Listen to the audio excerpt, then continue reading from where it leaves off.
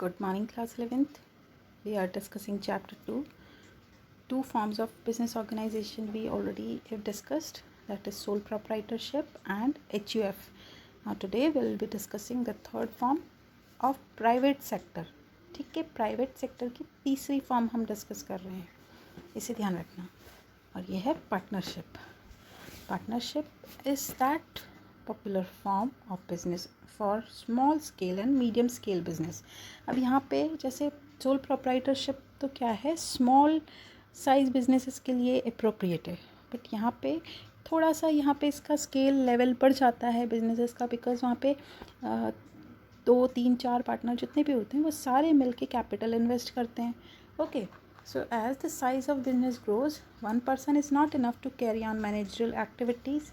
Therefore, 2 or more person forms this partnership to carry on business. This form of business starts to overcome problem of sole proprietorship. Sole proprietorship की जो limitation थी कि unlimited liability है, limited resources हैं, limited managerial skills है, lack of continuity है, तो ये जो सारी प्रॉब्लम्स है ये यहाँ पे दूर हो जाती है. एक चीज़ और यहाँ पे सोल प्रोप्राइटरशिप में मैंने आपको मना कर दिया था, there is no need of definition, but here actually this partnership is governed by the Indian Partnership Act 1932. Okay, अगर पार्टनरशिप में कोई भी डिस्प्यूट होता है और वो अगर रजिस्ट्रेशन उसका अगर किया गया है तो वो पार्टनरशिप पे इंडियन पार्टनरशिप एक्ट गवर्न करता है. एंड पार्टनरशिप की डेफिनेशन दी हुई है that partnership is the relation between 2 or more persons who have agreed to share the profits of business carried on by all or any of them acting for all. ठीक है, वो सारे लोग जो कि प्रॉफिट्स शेयर करने के लिए एग्री हुए हैं और बिजनेस उन सब में से कोई एक चला रहा है, कैरिड ऑन बाय ऑल, या सब चला रहे हैं, सब लोग मिलके बिजनेस चला रहे हैं या उनमें से कोई एक चला रहा है. ओके, और सिंपल फॉर्म में इसका मीनिंग है it is an association of 2 or more persons who agree to jointly pursue a business activity. They pool their managerial and financial resources for the purpose. जैसे जनरल जो हमारे आसपास हम car pooling करते हैं, ठीक है, तो ऐसे ही यहाँ पे जो पार्टनर्स हैं वो रिसोर्सेस की पूलिंग करते हैं और मैनेजरियल जो स्किल्स हैं उसकी पूलिंग करते हैं. ठीक है, now let us discuss the features of partnership. Features of partnership में जो 6 फीचर्स हैं,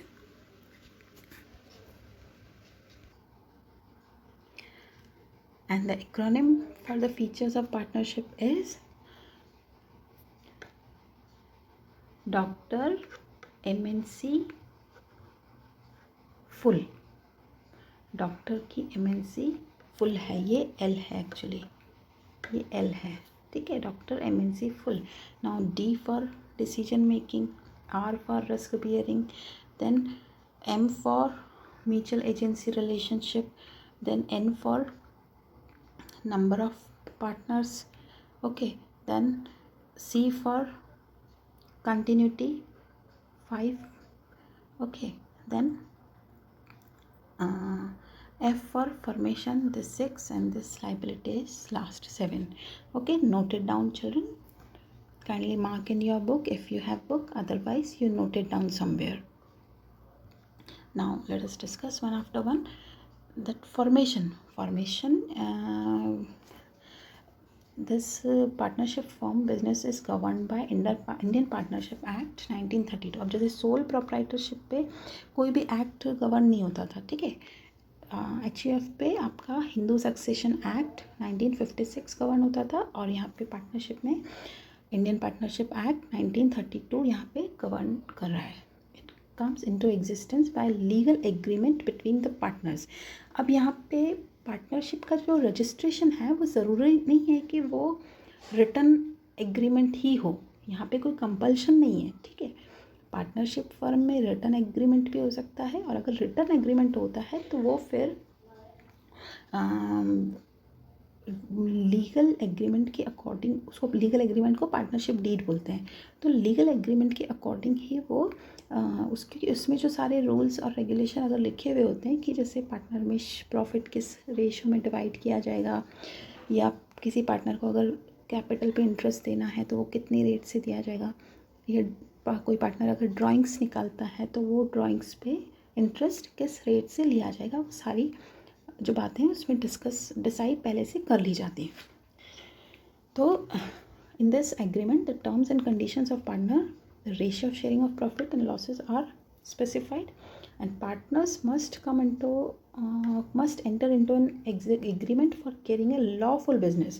यहाँ पे एक बात important है, if two people join together for charitable purpose, ठीक है, charitable purpose के लिए अगर कोई भी पार्टनरशिप में ज्वाइन कर रहे हैं तो वो जो पार्टनरशिप है वो पार्टनरशिप नहीं होगी।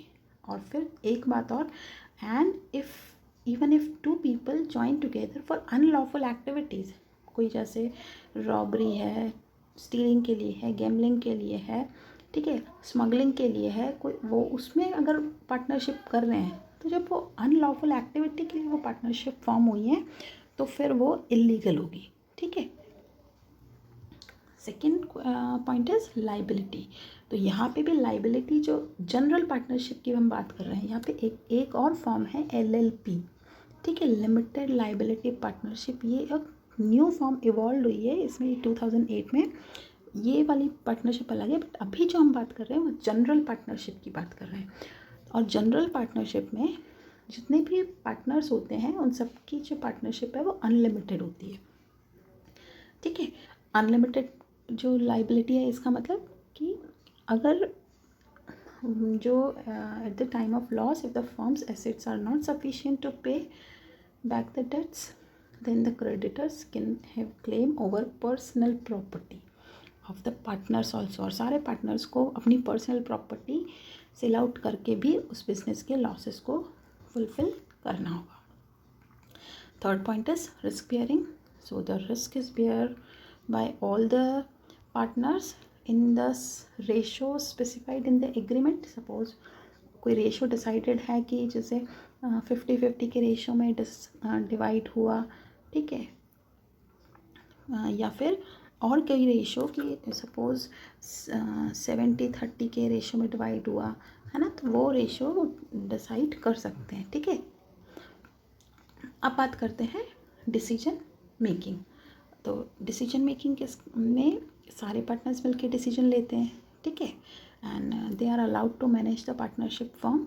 दे may specify the work area of each partner, ठीक है, कि ये पार्टनर मैनेजमेंट का काम देखेगा, ये पार्टनर थर्ड पार्टी से डील करेगा, या इस तरह से हो सकता है, वो जैसा भी वर्क वो एरिया वो डिसाइड करे। Generally day to day management is carried out by 1 or 2 partners, whereas crucial decisions are taken by all the partners, ठीक है। Then continuity, the partnership form continues till all the partners desire to continue it. Legally it comes to an end at the retirement or death of any partner। यहाँ पे भी वही है कि कोई एक पार्टनर की भी अगर डेथ हो जाती है तो वो पार्टनरशिप एंड हो जाएगी। फिर अगर मान लो बचे हुए जो पार्टनर हैं, सपोज 3 पार्टनर हैं, उसमें से एक की डेथ हो गई, तो वो जो बचे हुए 2 पार्टनर हैं वो चाहे तो वो उस पुरानी पार्टनरशिप को डिसॉल्व करके न्यू पार्टनरशिप कंटिन्यू कर सकते हैं, और वो चाहें तो वो सारा पार्टनरशिप डिसॉल्व कर सकते हैं, ठीक है। फिर नंबर ऑफ पार्टनर्स, तो मिनिमम तो 2 है एंड मैक्सिमम यहाँ पे 50 है, बट स्पेशल सर्कमस्टेंसेस में जो है वो 100 तक हो सकती है, बट उसमें सेंट्रल गवर्नमेंट की जो परमिशन है वो रिक्वायर होती है, ठीक है, बट वो बहुत ही स्पेशल सर्कमस्टेंसेस है। और बिना परमिशन के अगर 50 से नंबरिंग एक्सीड कर जाती है then it would be considered as invalid partnership, okay.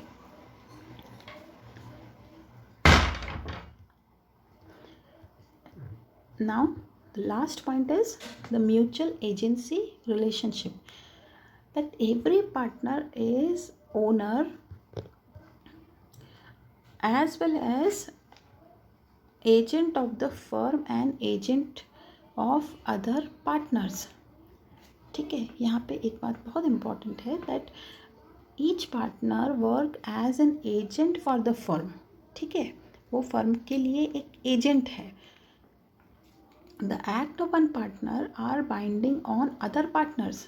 एक पार्टनर ने सपोज एग्रीमेंट कर दिया है या कोई डिसीजन ले लिया है, किसी थर्ड पार्टी से कोई डील कर ली है, तो वो दूसरे पार्टनर्स को बाइंड करेगा। मतलब वो पार्टनर्स मना नहीं कर सकते कि no.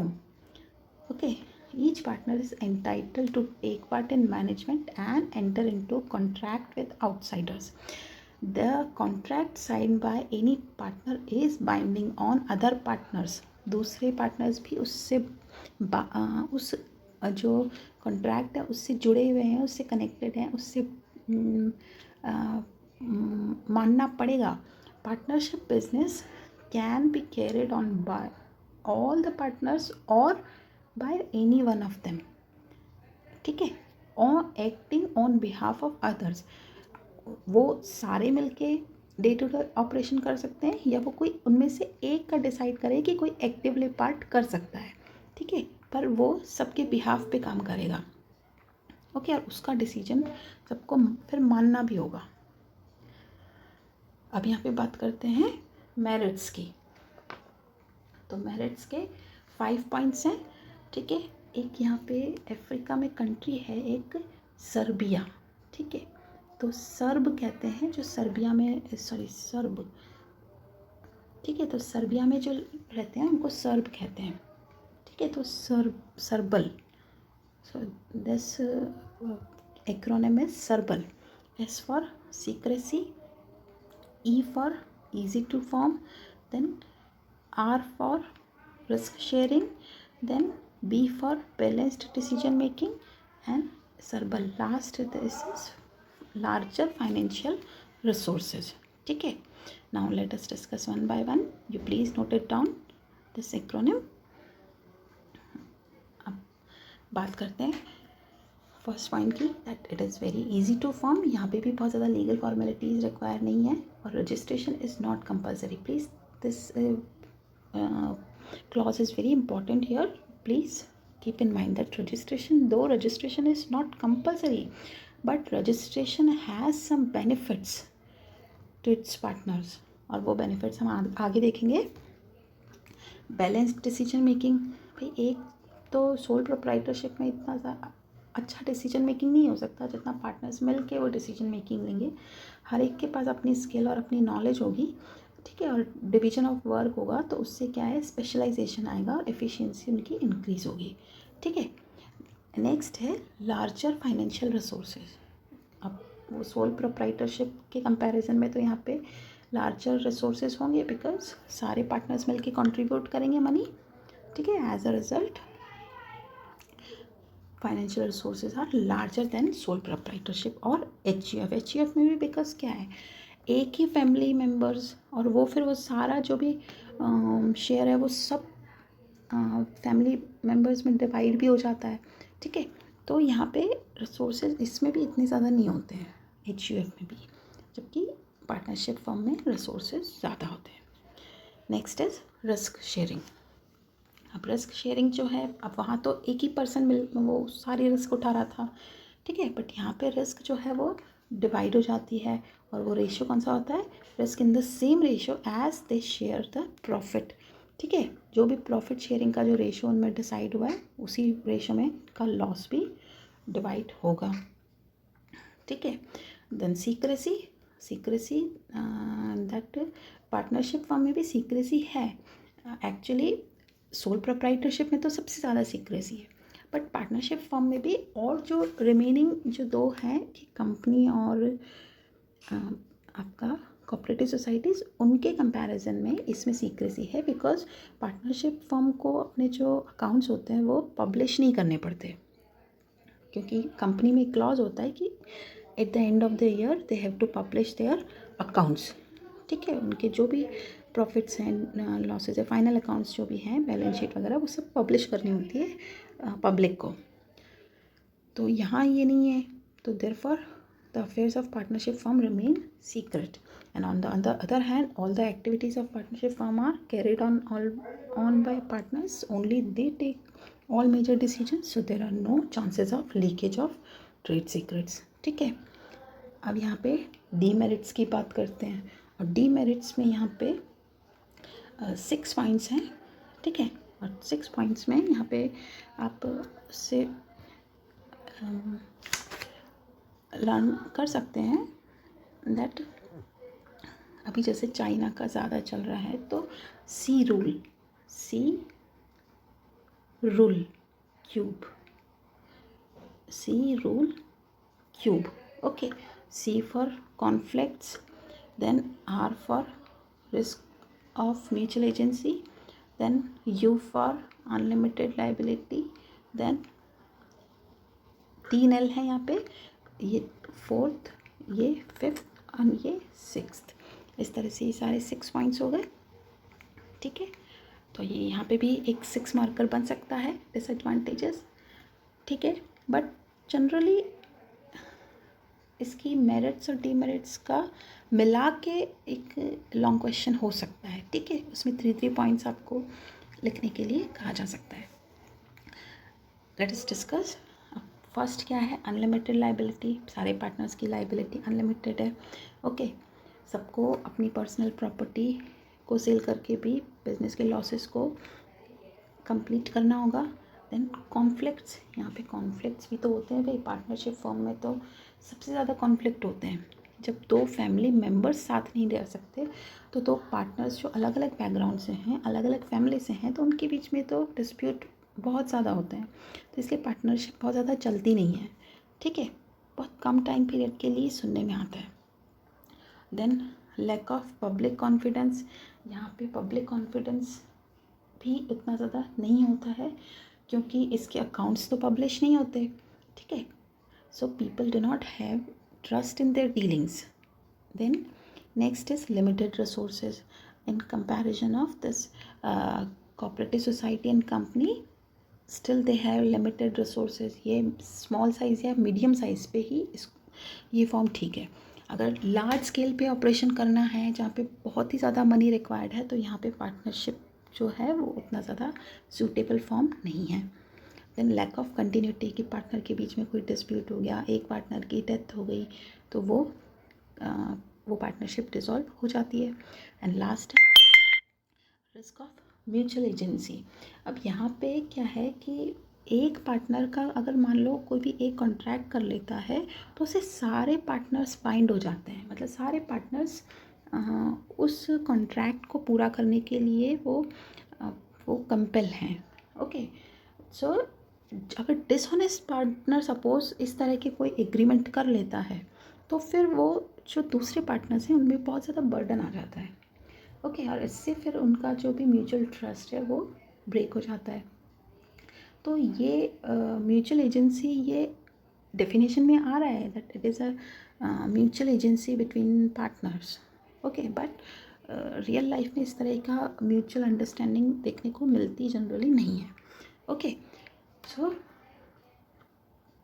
That's all for today. Now types of partnership firm we will discuss in our next session. Thank you. Have a nice day.